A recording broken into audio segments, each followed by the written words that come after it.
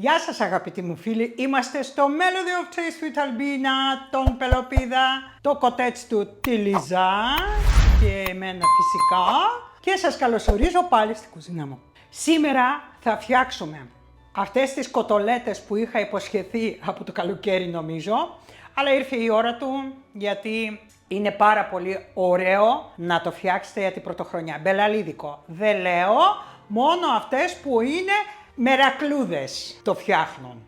Αλλά εσείς όλες που με βλέπετε ξέρω ότι αγαπάτε την κουζίνα όσο την αγαπώ εγώ. Κοτολέτες Κιέβου λέγονται, κοτολέτες θα τις λέμε, από κοτόπουλο ζουμερές με ένα αρωματικό βούτυρο μέσα, το οποίο θα σας ξετρελάνει και πάμε να σας πω τι θα χρειαστούμε και να ξεκινήσουμε φύγαμε. Πρέπει να ξεκινήσουμε από την γέμιση. Θα χρειαστούμε 250 γραμμάρια βούτυρο αγελάδας μαλακό, θα το αφήσουμε αρκετή ώρα έξω από το ψυγείο για να έχουμε μία αληφή, αλλά όχι να το λιώσουμε.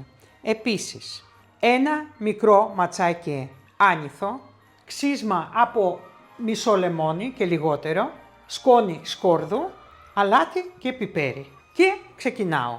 Ψιλοκόβω το άνηθο όσο γίνεται πιο ψηλά. Μαζεύω και το βάζω μέσα στο βούτυρο. Τρίβω ελάχιστο ξύσμα από μισό λεμόνι ακέρωτο, τόσο φτάνει. Λίγο σκόνη σκόρδου, αλάτι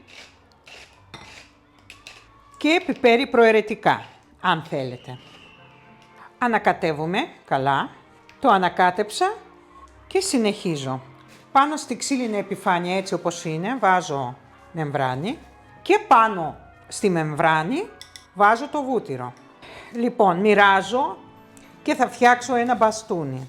Μπορείτε να το βάλετε βέβαια σε ένα πολυμπάκ, τυλίγω και προσπαθώ να κάνω ένα μπαστούνι. Το κάνω ομοιόμορφο με τα δάχτυλα, να έχει παντού το ίδιο πάχος. Βοηθάω τον εαυτό μου με μια σπατουλίτσα.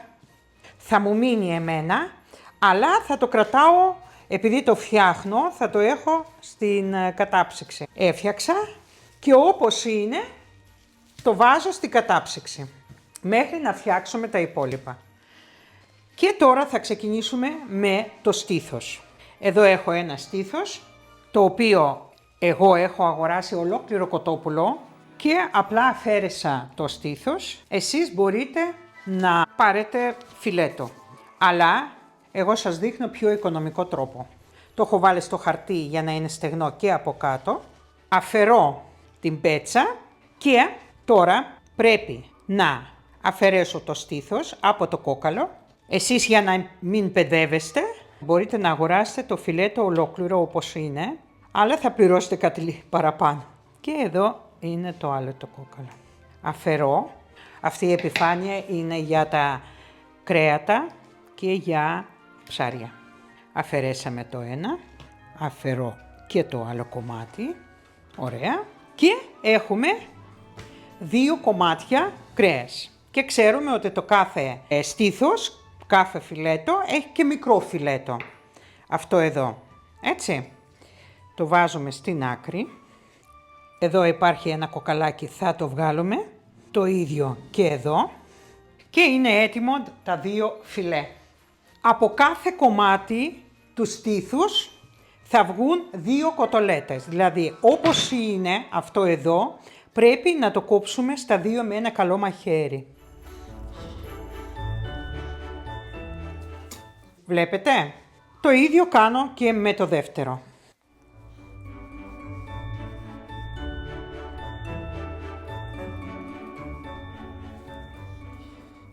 Ωραία. Λοιπόν, τώρα έχουμε 4 φιλετάκια. Τώρα, όλα αυτά τα φιλέτα πρέπει να τα ανοίξουμε. Παίρνω μία σακούλα. Βάζω πάνω στην επιφάνεια και βάζω με την πλευρά που έχει τη μεμβράνη. Βλέπετε. Αυτό πρέπει να είναι από κάτω. Σκεπάζω Και με έναν μπαλτά που είναι για σνίτσελ αρχίζω και χτυπάω, αλλά όχι με την πλευρά που κάνει τρυπούλες, αλλά με την άλλη. Αφού το έχω χτυπήσει και το έχω φέρει στο ίδιο πάχος, έτσι, σε όλη την επιφάνεια, το βάζω στην άκρη και δουλεύω το επόμενο. Ίδια διαδικασία ακριβώς. Με την μεριά που είναι η μεμβράνη προς τα κάτω και δουλεύουμε τις ίνες που είναι από πάνω.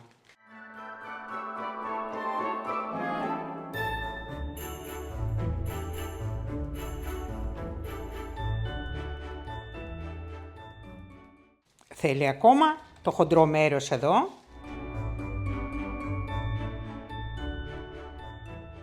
Προσπαθούμε χτυπώντας να μην το σκίζουμε. Έτοιμο και αυτό και συνεχίζω τα άλλα. Την ίδια διαδικασία κάνουμε και με τα μικρά φιλέ. Και αυτά κόβουμε στη μέση, όσο γίνεται πιο προσεκτικά.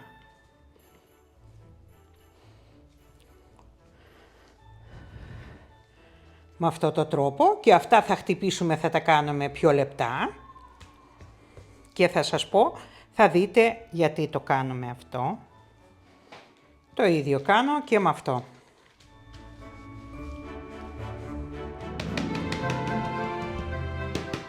Και βλέπετε πόσο λεπτό το έκανα. Και συνεχίζω με τα υπόλοιπα. Μπορώ να τα κάνω και τα δύο μαζί, για να μην χάνω χρόνο. Κάθε φιλέ το έχω βάλει πάνω στην επιφάνεια. Έχω βάλει με τη μεμβράνη προς τα κάτω και το αλατίζουμε.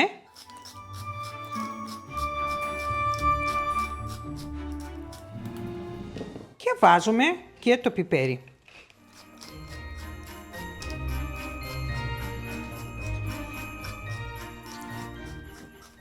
Είναι έτοιμα. Ετοιμάζω και τα μικρά φιλέ. Είναι έτοιμα. Τα ανοίγω λιγάκι έτσι με τα δάχτυλα. Σε αυτά δεν βάζουμε τίποτα. Ούτε αλάτι, ούτε πιπέρι και θα δείτε γιατί. Το βούτυρο έχει παγώσει. Κόβω στη μέση. Βάζω αυτό πίσω στην κατάψυξη. Το άλλο κομμάτι κόβω στα δύο. Και κάθε κομμάτι πάλι στα δύο. Και το κάθε κομμάτι κάνουμε στα δύο αυτό.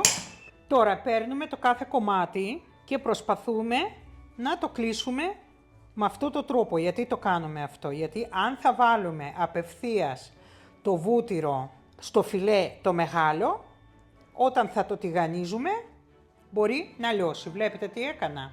Το έκλεισα όλο με το μικρό φιλέ. Και το ίδιο κάνω με τα άλλα.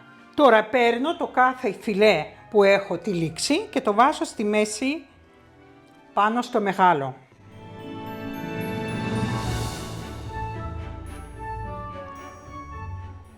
Λοιπόν, παίρνω στο χέρι μου, κλείνω, το τυλίγω και προσπαθώ να θωρακίσω μέσα το μικρό και πιέζω να δώσω μία φόρμα. Το ίδιο κάνω, κλείνω και αυτό και πιέζω να δώσω φόρμα.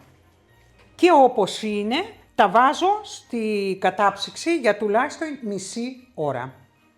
Και τώρα πρέπει να προετοιμάσουμε φρυγανιά για πανάρισμα. Όμως, για τις συγκεκριμένες κοτελέτες δεν παίρνουμε φρυγανιά για πανάρισμα που είναι έτοιμη στο σούπερ μάρκετ, αλλά φτιάχνουμε φρυγανιά από μπαγιάτικο λευκό ψωμί. Όπως είναι με τη κόρα, βάζω μέσα στο μπλέντερ και χτυπάω.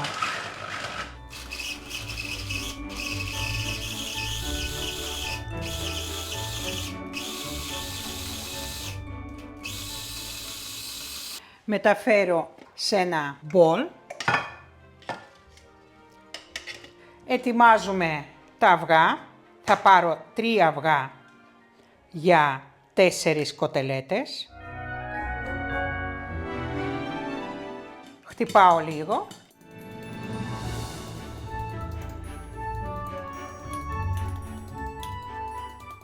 Ρίχνω λιγάκι νεράκι. Μπορείτε να βάλετε και γάλα αν θέλετε.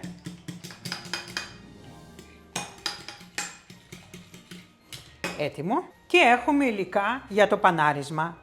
Το αλεύρι, αυγό και φρυγανιά από λευκό ψωμί. Βάζουμε το φούρνο μας να προθερμαίνεται στους 180 βαθμούς στις αντιστάσεις. Έχουν κρυώσει οι κοτελέτες μου, αλλά δεν έχουν παγώσει, οπότε αρχίζουμε και τα δουλεύουμε. Πρώτα το βάζω στο αλεύρι. Πατάμε λιγάκι, προσπαθούμε να φτιάξουμε ελλειψοειδής σχήμα. Βάζουμε μέσα στο αυγό.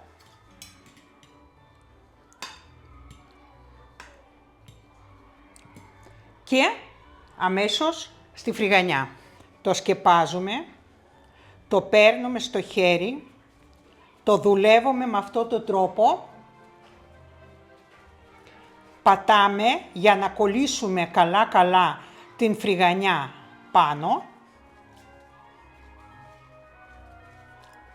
Και βάζουμε δεύτερη φορά στο αυγό. Και ξανά στη φρυγανιά.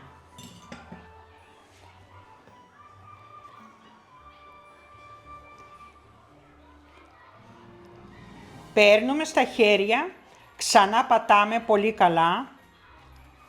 Έτοιμη η κοτελέτα. Με το ίδιο τρόπο κάνω όλα τα υπόλοιπα. Αλεύρι. Πατάω καλά.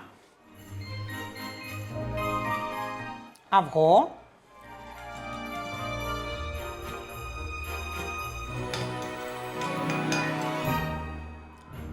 Φρυγανιά.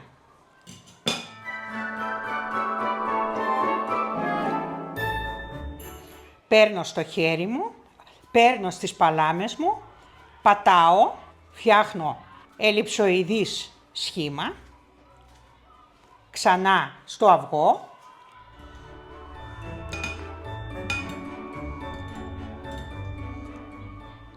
και ξανά στη φρυγανιά.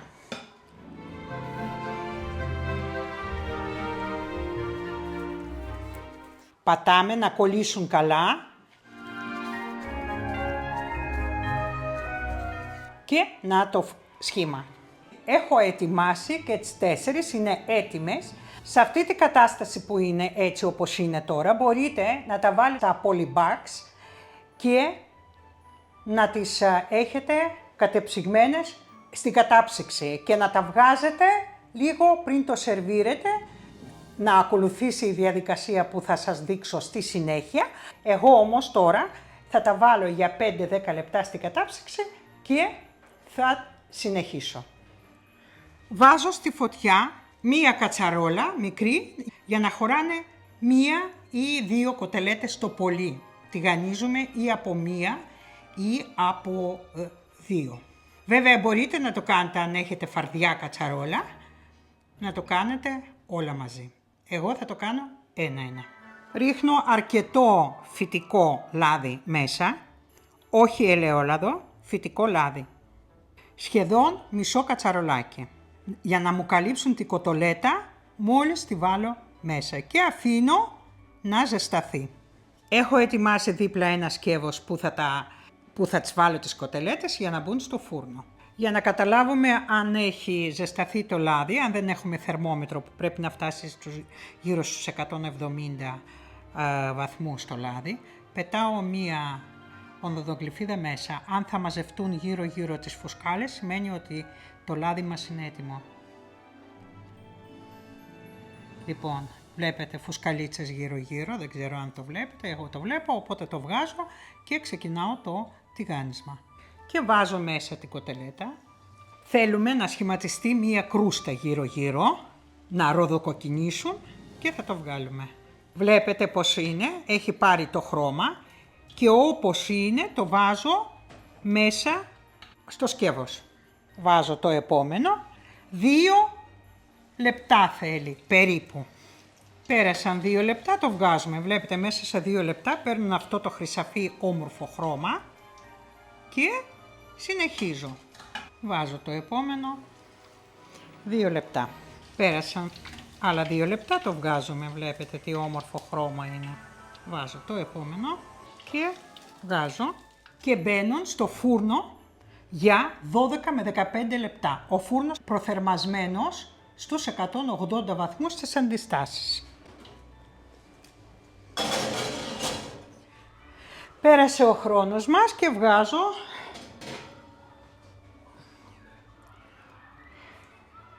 είναι έτοιμα και τι ομορφιά φτιάξαμε και τώρα θα το σερβίρουμε και θα το δοκιμάσω. Βγάζουμε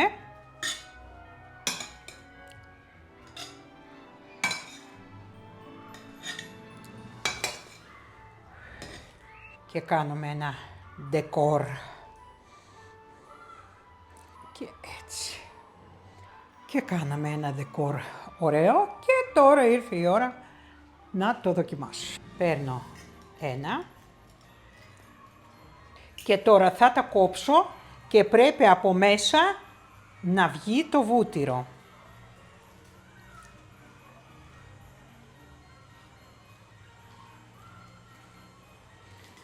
Δείτε. Έχουν ψηθεί. Δείτε το βούτυρο που έχει βγει, αρωματικό βούτυρο. Και πάμε να το δοκιμάσω το κομματάκι. Κόβω το κομματάκι. Είναι ζεστούλικο. Το βάζουμε μέσα στο βούτυρο.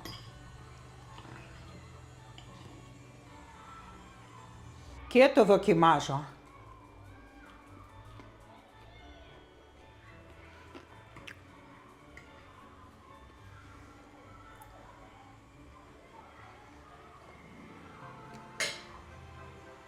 Όχι απλά αριστούργημα. Δεν έχω πια επιφωνήματα πια. Wow, wow, wow. Όπως είπε η κυρία Θεοδώρα, γεια σας, λέει δεν είναι δίκαιο. Λέτε, πάμε να δοκιμάσουμε και δοκιμάστε μόνο εσύ. Τι να κάνω κορίτσια, τι να κάνω κορίτσια.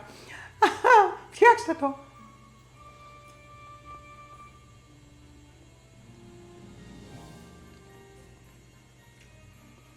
Απίθανο, απίθανο. Και πάλι αριστούργημα φτιάξαμε κορίτσια, τι να κάνω. Λοιπόν, και κόλλα πέντε Αλμπίνα και μπράβο σου. Και να το φτιάξετε κι εσείς και πάμε να τα πούμε 2-3 πραγματάκια που πρέπει να πούμε. Και τι σας έφτιαξα σήμερα, Δηλαδή, πόσο πρέπει να σας αγαπώ όλους για να μπω στη διαδικασία να φτιάξω αυτό που έφτιαξα. Πολύ μπελαλίδικο. Αλλά είναι καταπληκτικό.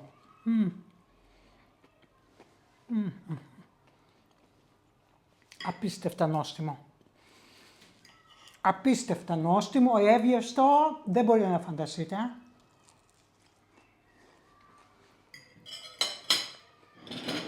Μετά.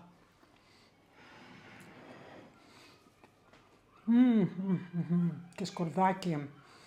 Αλλά όχι. Δεν θα βάλετε σκόρδο φρέσκο, θα βάλετε σκόνη. Είναι καταπληκτικό. Και λιγάκι αυτό το ξύσμα από λεμόνι είναι το κάτι άλλο. Λοιπόν, είδατε ότι έχει πολλά βήματα. Είδατε ότι δεν είναι από τα εύκολα φαγητά όσο αφορά, ας πούμε, βάλαμε μία κατσαρόλα και σε μισή ώρα το έχουμε έτοιμο. Όχι, δεν σας το λέω, γι' αυτό και με πήρε πάρα πολύ καιρό να αποφασίσω να κάνω, έπρεπε να έχω ελεύθερο χρόνο για να το κάνω αυτό.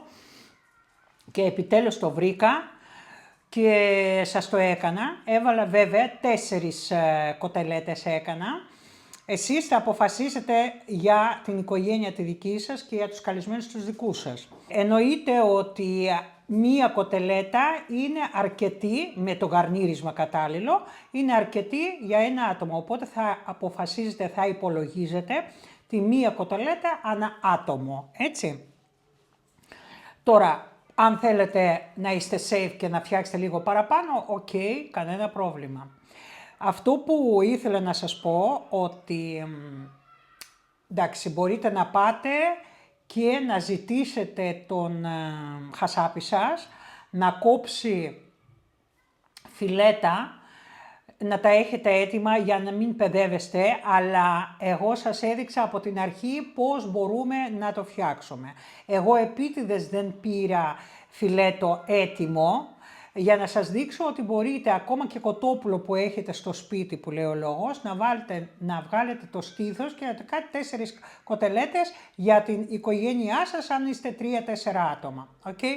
Λοιπόν, τώρα, βλέπετε ότι από ένα μέτριο στήθος, δεν είναι πάρα πολύ μεγάλο, ούτε πάρα πολύ μικρό. Το κοτόπουλό μου ήταν συνολικά 1 κιλό 600 γραμμάρια, ούτε καν 2 κιλά, που σημαίνει ότι το στήθος του το στήθος είναι αυτό που ζυγίζει πολύ, ήταν αρκετά μικρό, έτσι.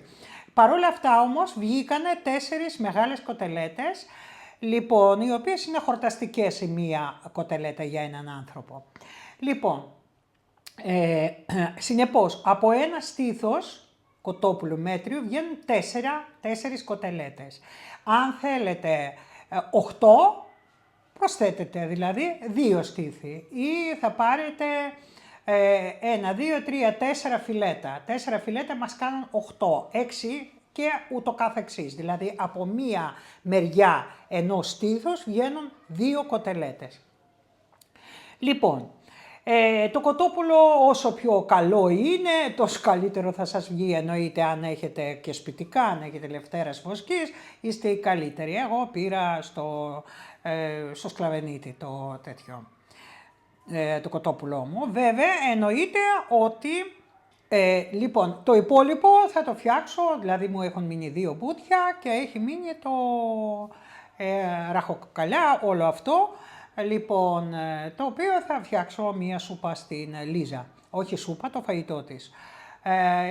Καταλαβαίνετε ότι δεν πάει τίποτα χαμένο, οπότε δεν χάνετε. Τώρα, αν έχετε 2 κοτόπουλα, είστε οι καλύτεροι μέσα στο σπίτι, αν το έχετε μέσα στην κατάψυξη. Βγάζετε και από τα 2 στήθια, φτιάχνετε 8 κοτολέτες. Λοιπόν, αυτό όσον αφορά το κοτόπουλο. Λοιπόν, πολύ σημαντικό είναι τη στιγμή που θα το κόψετε, να το χτυπήσετε, μην ξεχάσετε, μην το χτυπήσετε με τον μπαλτά που κάνει τρύπες, που είναι για σνίτσελ, αλλά είναι εκείνο που απλά το χτυπάει. Αν δεν έχετε τέτοιο μπαλτά, παίρνετε έναν πλάστη και με το πλάστη το κάνετε έτσι και το ανοίγετε κιόλας με το πλάστη. Το κοτόπουλο έχει πολύ τρυφερές ίνες, οπότε ανοίγει πάρα πολύ. Πρέπει να είναι περίπου μισό εκατοστό πάχος, ακόμα λιγότερο, να μην έχει τρύπες και να μην είναι πάρα πολύ λεπτό.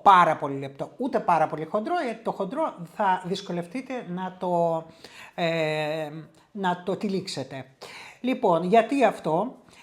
Βλέπετε ότι βούτυρο που πήρα και έφτιαξα το μπαστούνάκι αρωματικό βούτυρο.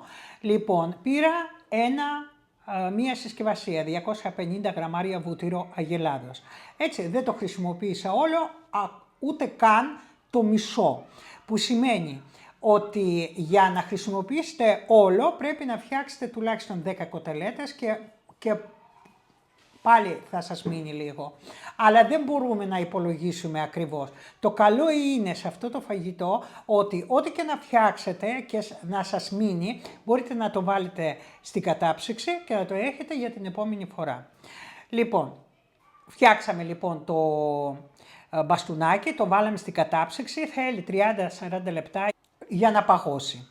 Λοιπόν, μπορείτε να το φτιάξετε από την προηγούμενη, όπως και όλη την κοτελέτα, δηλαδή παναρισμένη, μπορείτε να τη φτιάξετε από την προηγούμενη μέρα, ώστε την επόμενη μέρα που θα έχετε κόσμο ή θα θέλετε να το φάτε ζεστό, γιατί ζεστό τρώγεται, λοιπόν, θα είναι έτοιμο στο ψυγείο και βγάζετε και το κάνετε εκείνη την ώρα και το σερβίρετε ζεστό στο τραπέζι.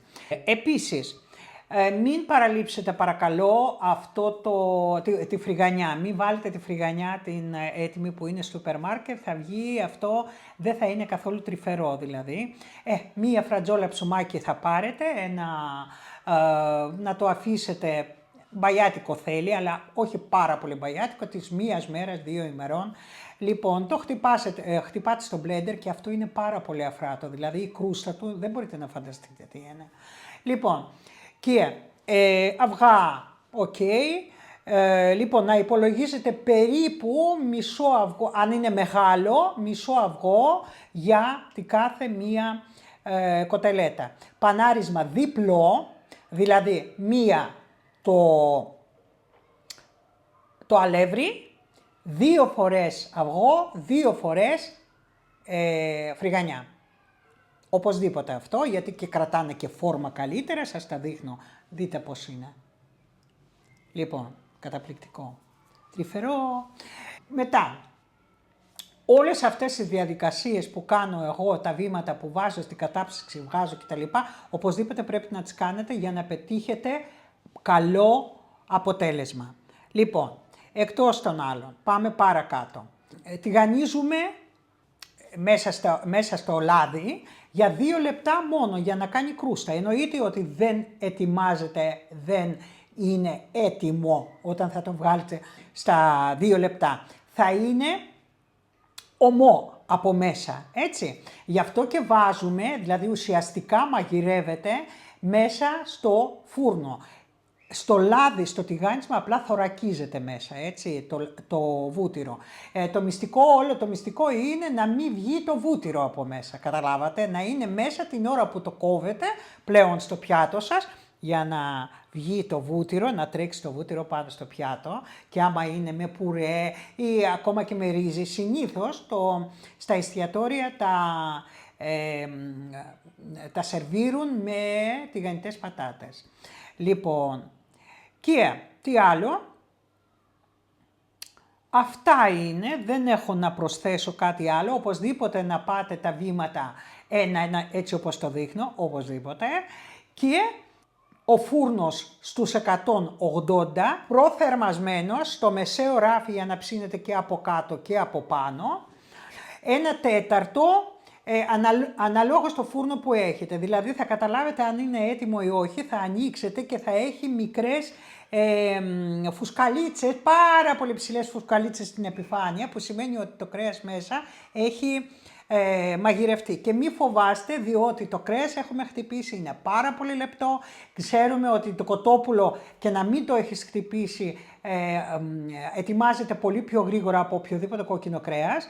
Έχει σχεδόν το ίδιο χρόνο, σχεδόν, έτσι, μην παρεξηγηθώ, σχεδόν το ίδιο χρόνο έχει με το ψάρι. Έτσι, λίγο παραπάνω. Οπότε, όταν είναι ο φούρνος προθερμασμένος, ήδη μπαίνει στους 180 βαθμούς μέσα, οπότε 12 με 15 λεπτά. Γιατί, θα σας πω γιατί. Γιατί αν θα είναι παραπάνω, αν θα πάει 20-25, θα αρχίζει το βούτυρο, θα βγαίνει από πάνω και εμείς δεν το θέλουμε, θέλουμε να είναι θωρακισμένο. Λοιπόν, νομίζω σας τα είπα όλα. Να το σχολιάσετε παρακαλώ την Αγία Βασίλισσα. Το έβαλα σήμερα έτσι για να κάνουμε λίγο τη διαφορά. Και έχω άλλο